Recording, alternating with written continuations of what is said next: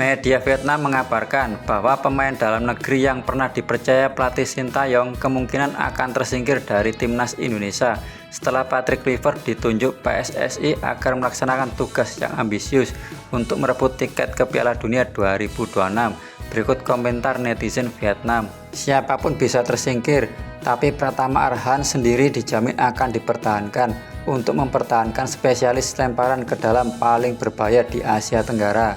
Bertaruh Indonesia akan kalah 3 pertandingan mendatang berturut-turut dan Kluivert akan dipecat, termasuk mengimpor 11 pemain Belanda.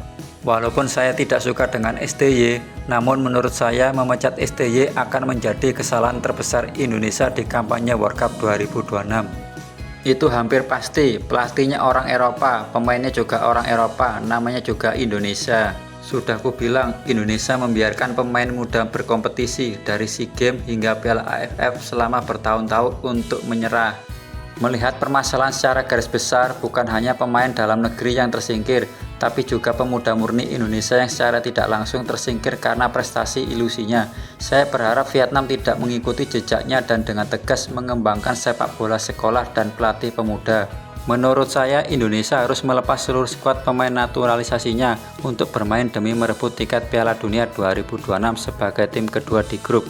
Saat mengikuti Piala Dunia 2026, pemain dalam negeri Indonesia akan mengikuti World Cup.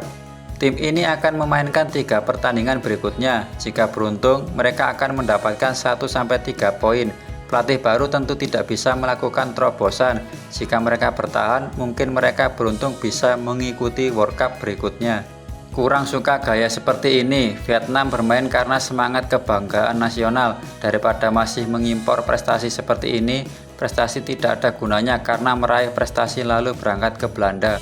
Pantas jika dikatakan bahwa ini adalah noda hitam bagi sepak bola Indonesia. Dengan jumlah penduduk 300 juta orang, jumlah pemainnya hampir nol. Kalau kita menggunakan 3-4 orang di semua level secara merata, itu bukan masalah besar.